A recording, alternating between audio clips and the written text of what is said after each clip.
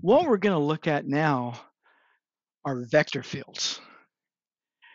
Now, I want to first of all kind of give you an overview of what a vector field is and maybe how to think of them before we talk about the mathematics of it.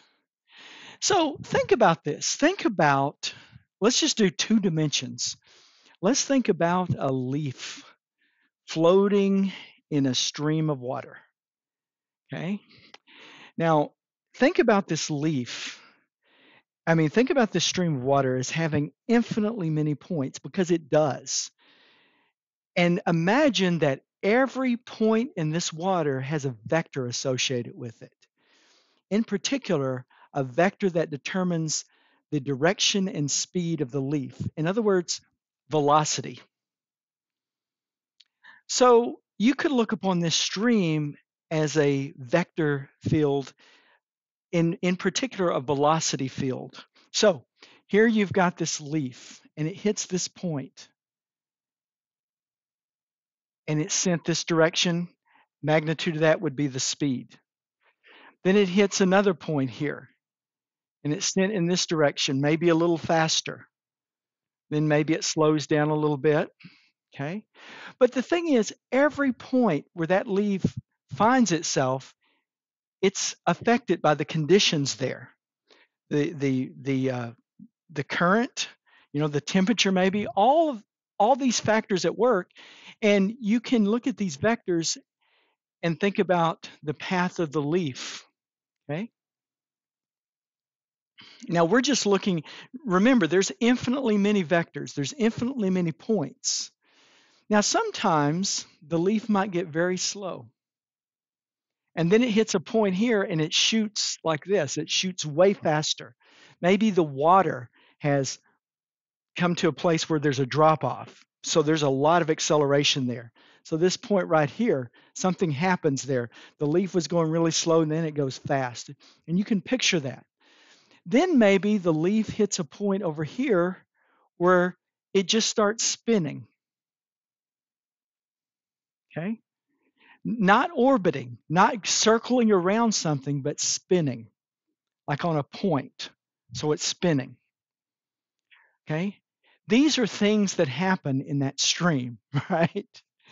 There's something happens here and there's something happens here. This leaf suddenly shot way faster, and over here it just started spinning on an axis.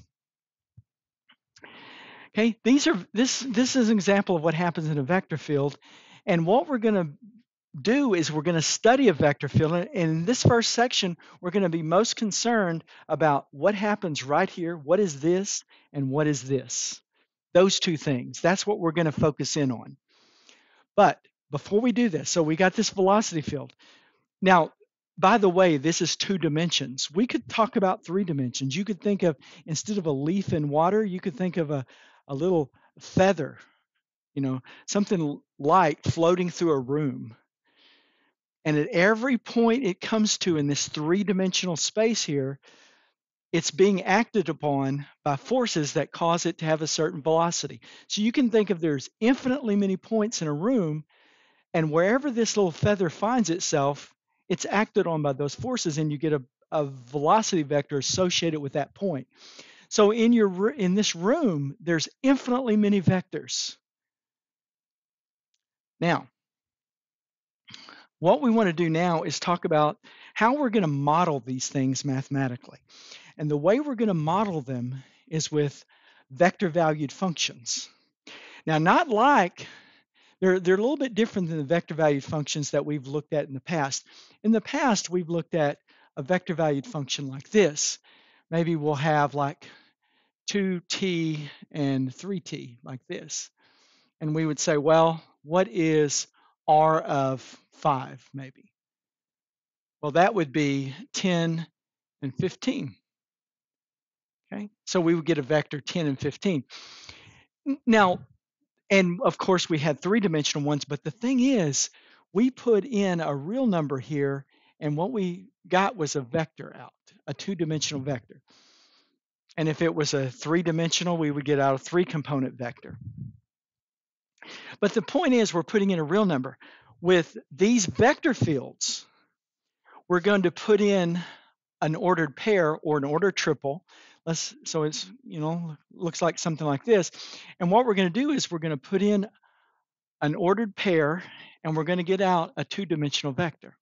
Or in the case of x, y, and z, we'll put in a triple and we'll get out a three-component vector.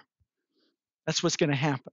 Now, so let's think about this a minute and let's just look at some examples. Let's consider a vector field. So here's a vector field. And we'll just look at negative y, x. That's a vector field. And we want to see if we can analyze that vector field. In other words, maybe we want to look at a graph. Well, remember, this vector field here represents infinitely many vectors. And here, in the case of the xy plane, so you've got an infinite number of points on the xy plane, and each one of them have a vector associated with them. So it's not really practical to think you could get a complete graph of this. However, you can think about getting a representative group of vectors to explore the behavior of this vector field. Think about the magnitude of this thing. Okay, we'll think about the magnitude. Now remember, the magnitude is y squared plus x squared. Okay.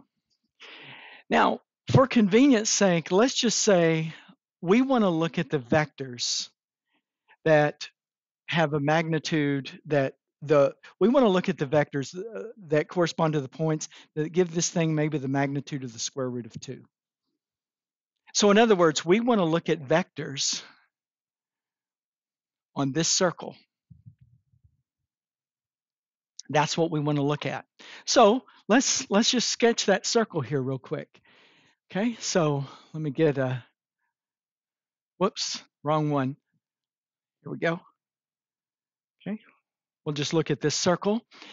And I want to look at the points that will give that vector value function a magnitude of the square root of 2. And we know that that's going, well, we can think of them, right? You got f of 1, 1, right? That will work. See, 1 squared plus 1 squared is 2. Now let's see what that would look like. 1, 1, remember our vector valued function is, it's the one we're looking at is negative yx. Okay, so this is going to be negative 1, 1. Okay, so that's this point right here, 1, 1. And we've got a vector associated with 1, 1. Now let's try negative 1, 1. So we're going to look at this point over here. Okay, well, that one's going to be negative 1, negative 1. Remember, the x coordinate is going to be the opposite of the y, and then the y is just exactly x. Okay, now let's try this one. Let's try negative 1, negative 1. Okay, so that's going to be 1 and negative 1. And that's down here. Okay, and then one more. Let's just do one more. Let's try 1 and negative 1. Okay, so that's going to be 1, 1. And that's over here. Now, the way we represent these vectors is we go to the point. Okay, so I'm going to go to the point right here for 1, 1. Okay, where is it? 1, 1. This one right here. And I'm going to act like that's the origin and plot this vector. I go to the left one and up one. And I get a vector that goes something like that. I go over here to this negative 1, 1. And I'm going to go to the left one and down one. So I get something like that. Okay. and then negative 1, 1, I go to the right one and down one. And then I do this for all these vectors. Now, this right here, this gives you kind of an idea about how this vector field behaves when the magnitude is the square root of 2. The square root of 2. So I've just plotted those, and I could plot more, but you kind of get the idea about how it's going to look. We don't need to plot more. We see, yeah, it looks like these vectors are kind of pointing counterclockwise, and we could try different magnitudes. We could say, well, what about when the magnitude of the vector field is 5 or 10 or whatever? And you'd get all these concentric circles, and you would, check out the behavior of this vector field. Okay, now, not all vector fields are going to behave this way. This one, it looks like all the vectors are pointing in the same direction, kind of going in a counterclockwise direction, circular, in that, kind of in a counterclockwise circular direction.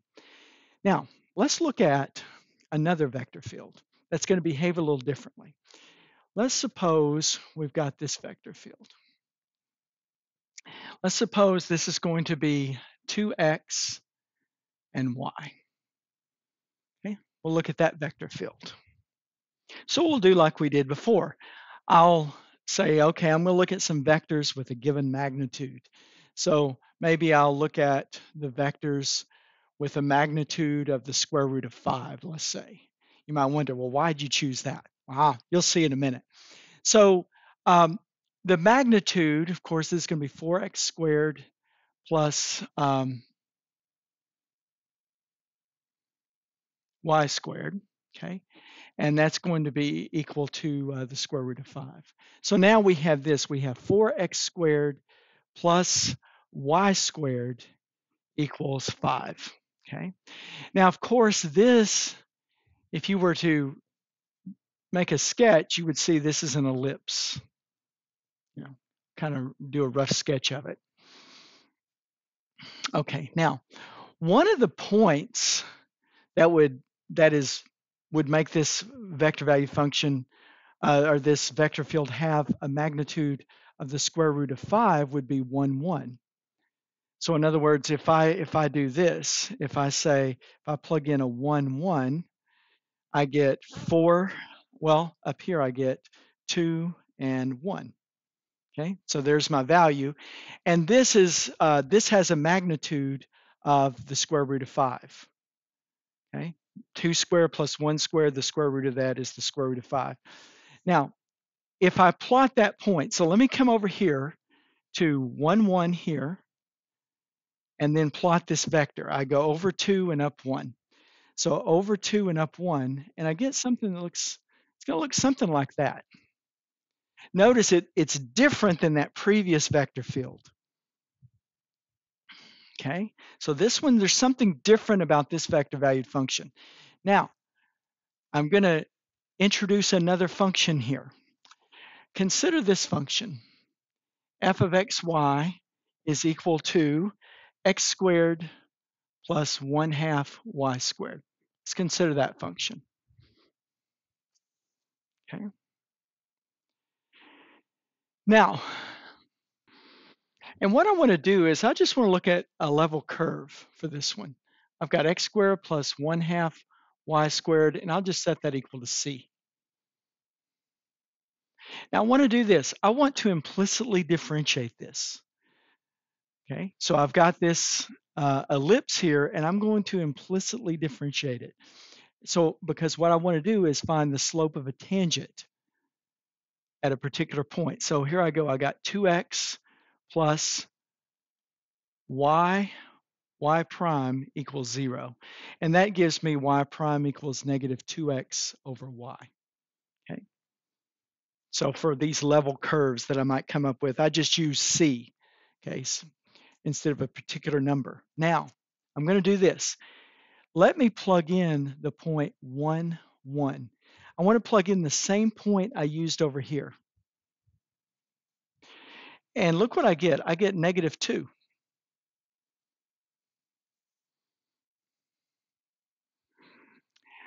Now, so this tells me that when you're thinking about the derivative, for every change you make, for every unit you make, the change you make in the x direction, you change -2 in the y direction.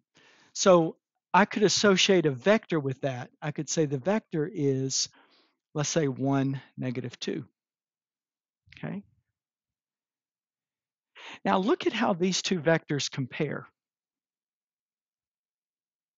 Okay. You've got 2, 1 and 1, -2. Let's get the dot product of those. I've got 2, 1 dot 1, -2. Now look what you get when you do that. You get 0. 2 times 1 plus 2 times 1 times -2. So this is just 0. That means that this vector right here, f of 1, 1, that vector field vector, is orthogonal to this vector. In other words, it's orthogonal to the tangent. It's orthogonal to the level curve of that function. So let's dig this a minute. We've got f x y, a vector field, and this is 2xy. And then we've got this function, f of xy is equal to x squared plus 1/2 y squared. We've got this function and this vector field. And what I'm saying is, at the point 1, 1, this vector field vector is orthogonal to this tangent line over here, this tangent. Now remember, when we talk about a vector being orthogonal to a tangent vector, when it's orthogonal to a level curve, that indicates to us that we're dealing with the gradient. Okay, because remember, gradients are orthogonal to the level curves. Okay, now dig this. Let's find the gradient of this function right here. Okay, the gradient. Well, that's going to be 2x and y. That's the gradient. Ah, these are the same. That means that this thing is somebody's gradient.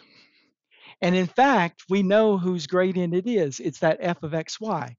This is called a gradient field.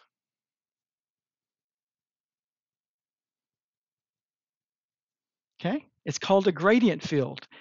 And since you find the gradient of this function to get that gradient field, we say that f of xy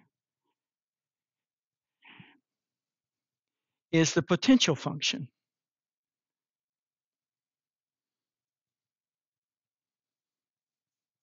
Potential function. Now, when this happens, when you have a gradient field, that vector field is said to be conservative. So f of xy, this vector field, is conservative. Okay? That's what we mean. When we say a vector field is conservative, we mean it is somebody's gradient. You took the gradient of some function to get that vector field. And here we illustrated that. Yeah, you take the gradient of this function right here and you get that vector field. Now, we want to talk about how can we identify whether or not a vector field is conservative. In other words, how can we know if a vector field is someone's gradient? So here's what we're going to do. We're going to look at a couple of cases. The first thing is we're going to look at this vector field. We're going to look at a two-dimensional one. Okay. So I'm just saying, okay, the x component is m at some function of x and y, and the y component is n at some function of x and y. So m and n are not just numbers necessarily, they're functions of x and y. So I could have put m of xy, n of xy. Now, let's suppose that this is a conservative vector field. In fact, let's suppose that the gradient of this function is this function. Let's suppose that's the case. What must be true about that? Well, here's what must be true. The partial with respect to x must equal m. And the partial with respect to y must equal n. There's no question about that. That has to be true. Now, let's go a step further. Let's take the partial, let's take this one, the partial. Next, we'll take the partial with respect to y. So this is going to be the partial of m with respect to y. Okay? All I did was take the derivative again, only this time with respect to y. And this one, f of yx would be the partial of n with respect to y. Okay? That would have to be the case. Now, remember, f of xy is the same as f of yx. Those are the same. So in other words, if indeed this is true, then this would have to be true. The partial of m with respect to y has got to be equal to the partial of n with respect to, well, I should have said x. I'm sorry, over here, x. Sorry about that, x. I caught it when I was trying to write it. So that would have to be true. In other words, if this right here is true, you know that that is a conservative vector field. Now, remember the first function we looked at. The first function we looked at was negative yx. And let's run this through the test because we know this is not conservative. Remember, those vectors were not orthogonal. Okay? So let's just run through the test here. Let's take the partial of m with respect to y. And that's going to be negative 1. Now let's take the partial of n with respect to x. And that would just be 1. Well, negative 1 and n are not the same. However, if you look at this second function that we dealt with, we said, okay, xy, this is equal to 2x and y. Well, partial of m with respect to y is 0, and partial of n with respect to x is 0. So that's consistent with our that's a conservative vector field. Plus, we actually found the potential function. So we could look at it this way. We could say, think of this, think of a determinant here. The partial with respect to x, here's the partial with respect to y, and down here we'll put an m and an n. This is kind of a way that we can remember how we determine if a vector field is conservative or not. If this right here equals 0, then our vector field is conservative. So dig this. This is just an operator. This first thing up here, this is the differential operator. It just means this. Take the partial with respect to x of n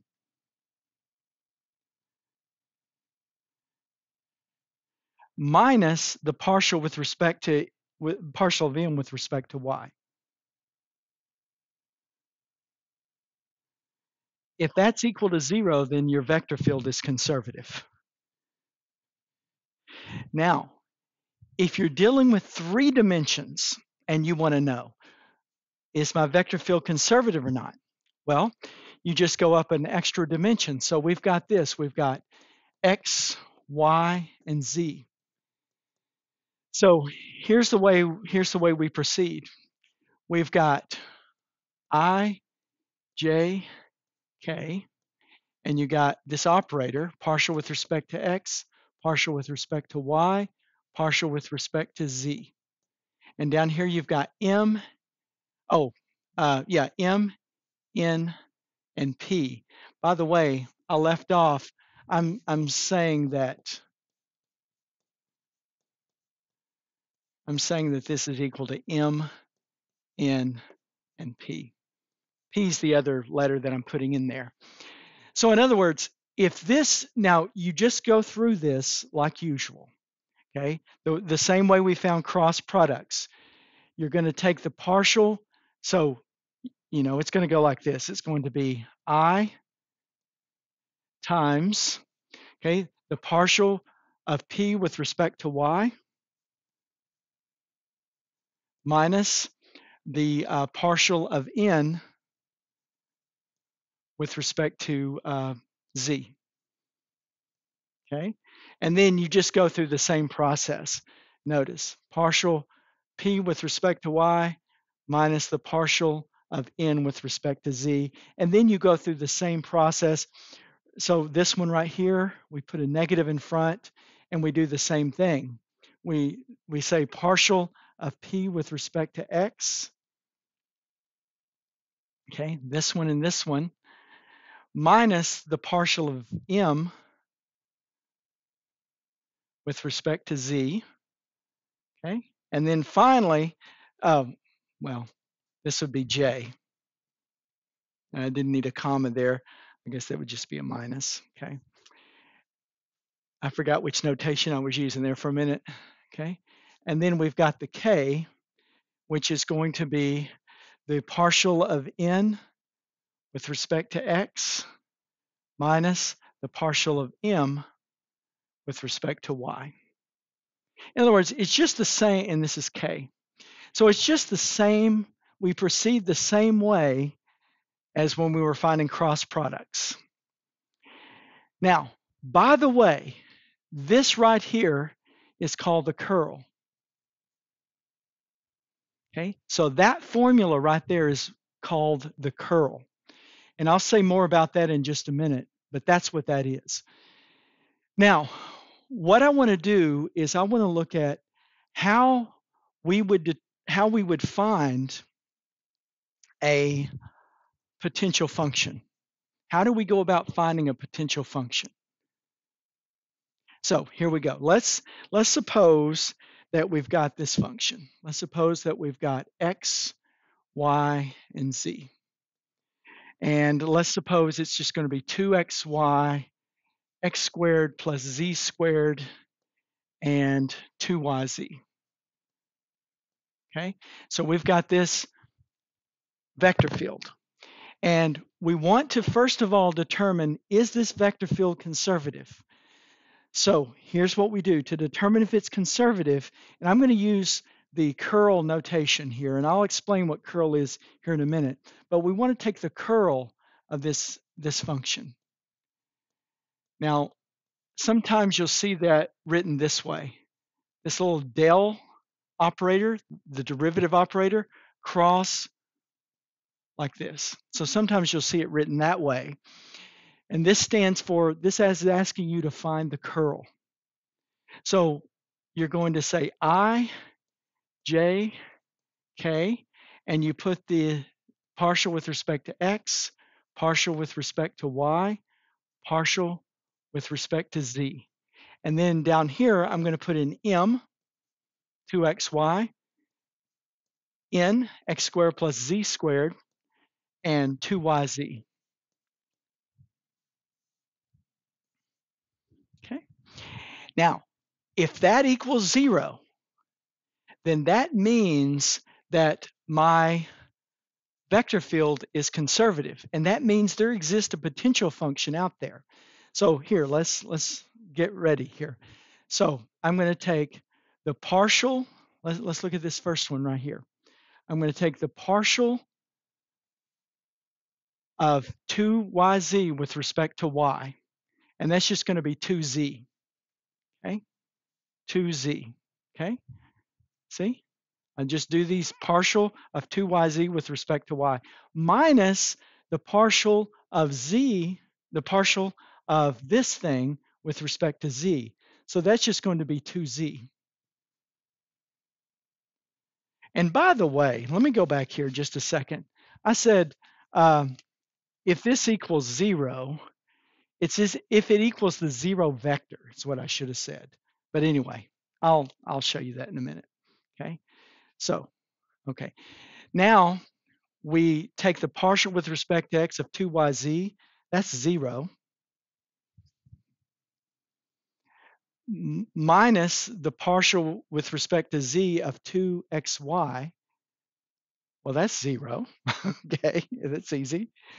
Now, the last bit, the partial with respect to x of that's 2x, minus the partial with respect to y of this, that's 2x. Well, look at this. Everything's 0. This is 0, 0, 0. That's the 0 vector.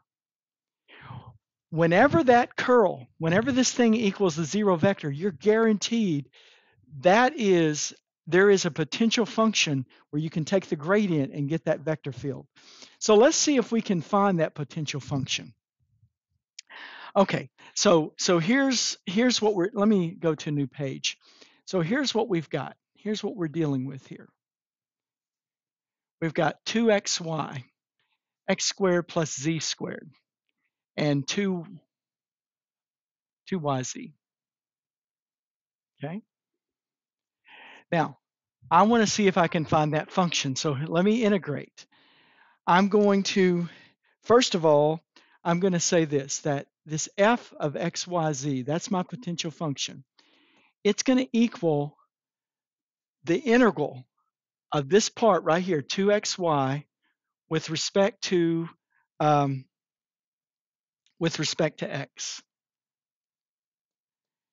In other words, what I'm saying is that this right here is the partial with respect to x. So what I want to do is I want to find out, well, what function will give me a partial with respect to x of 2xy? Okay, well, let's integrate with respect to x. Well, this is going to be x squared y. Okay, that's it. Plus, let's do this, g of y z. In other words, this represents f of x, y, z. And I found the part of this that when I take the partial, I get 2xy. But there's still other parts to this, right? So instead of putting plus or constant out there, I'm going to put plus. There's some more of this I got to find. Now let's do this. Now f of x, y, z is also going to equal. Okay, so we're going to have x squared plus z squared, and I'm going to integrate with respect to y. So I'm just looking at different components. I'm saying, okay, let's look at, on the one hand, what the partial with respect to x. Now we're going to see what the partial with respect to y. Apparently this is it. So let's go back and see what the function was before that. So this is going to be x squared y plus z squared y plus h of x z. See, I put in plus the other parts to this. Okay. Now let's do the third one. We'll integrate with respect to z. So we're going to integrate the z component, 2yz with respect to z, and that's going to be yz squared. Ooh, wait a minute. Yeah, yz squared. Okay. Plus, the other parts of this. Okay. So I'll just call this w of xy. Now, what I want to do is I want to see if I can put all of this together. Now, you'll notice here that here I've got an x squared y, and here I've got an x squared y. Here I've got a z squared y, and here I've got a z squared y. And then I've got these other parts. So look, what if I put these together? In other words, let's just see what we've got. I've got x, y, z, and each one of these, like here on this first one, I said, okay, yeah, I know I'm going to have to add a function of y and z. Okay, like maybe this. I'll have to add that. Down here, I've got y and z. I know I'm going to have to add a function of x and y. So let's just see if we add all these things together. We've got x squared y, and let's see what else. Uh, z squared y,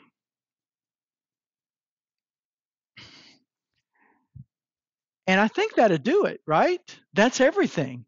That covers all of our bases. So look, the partial with respect to x, that's going to be 2xy.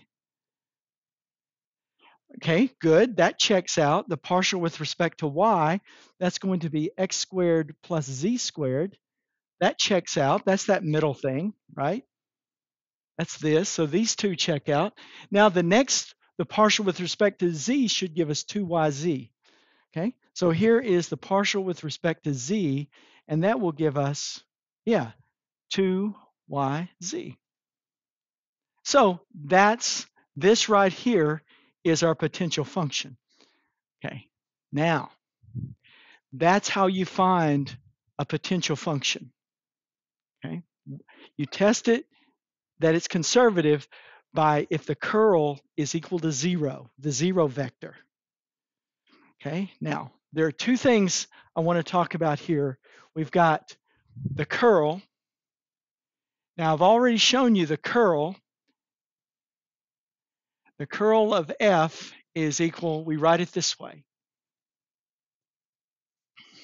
and it's just ijk, and it's partial with respect to x, partial with respect to y, partial with respect to z, m n p.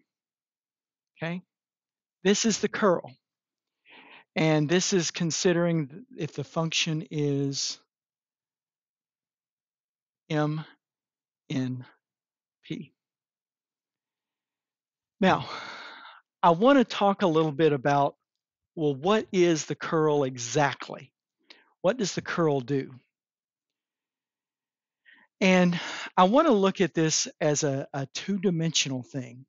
Okay, so let's just suppose we have a two-dimensional vector. Now I realize that I talked about that three-dimensional component there, or three-dimensional aspect, but let's just suppose we've got this mn.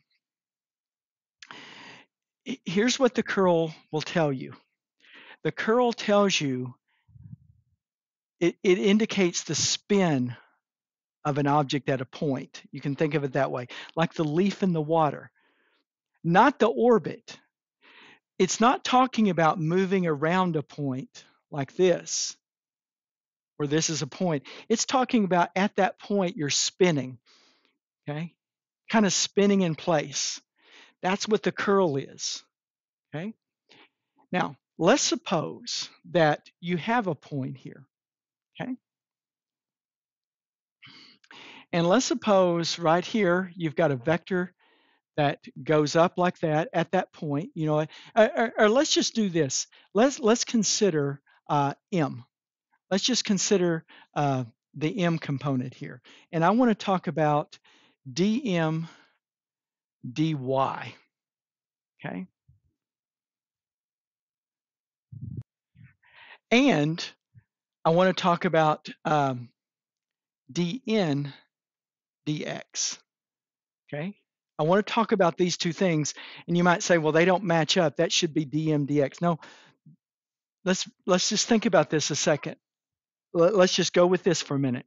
Now, let's consider a point here, and we've got these vectors, okay? And let me draw this a little differently here,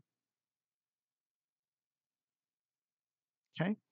So kind of a crude drawing there, but let's suppose at this point, you've got these forces causing this leaf, like a leaf in the water, to spin, okay?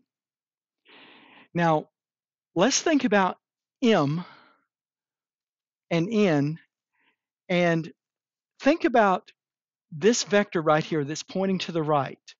Well, here we could say, okay, m is positive, right? It's pointing to the right. Up here, m is negative, right? Okay.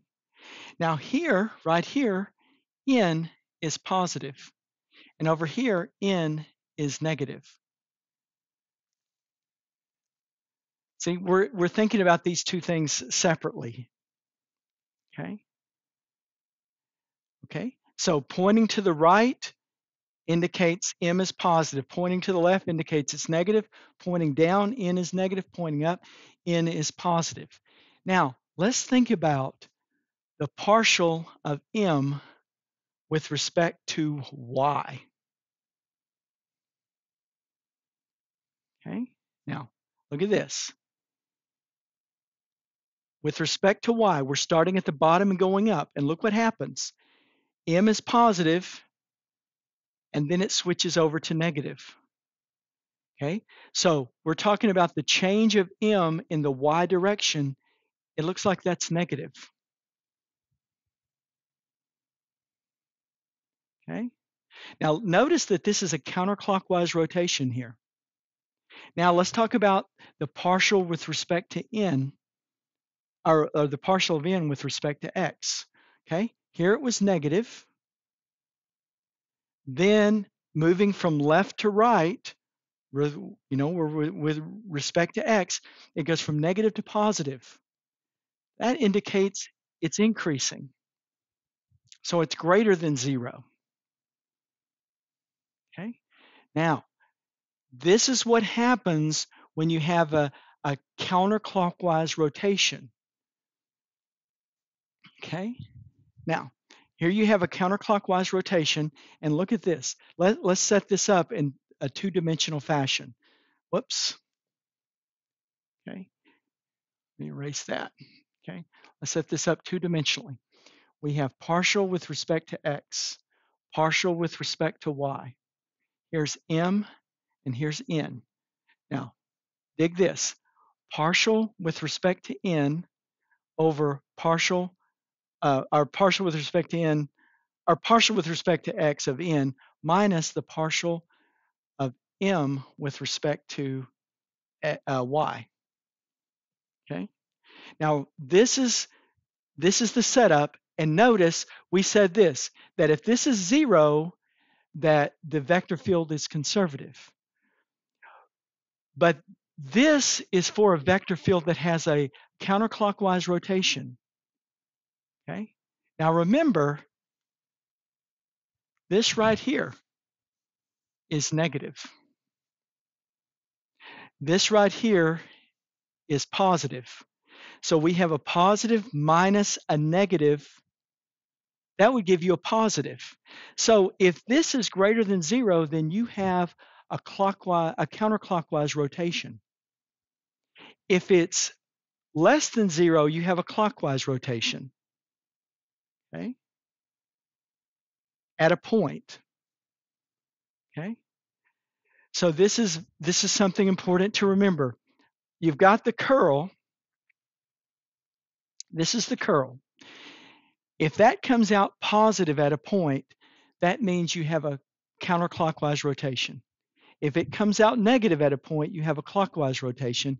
If it comes out 0, it's irrotational.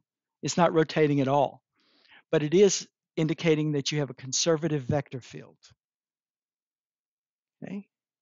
That's the curl.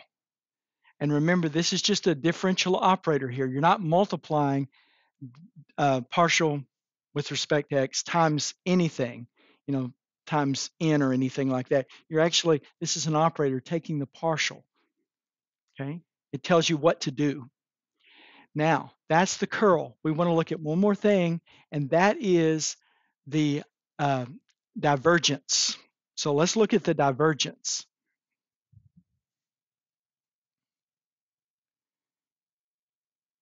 Now, the divergence was what we encounter when we have something like this.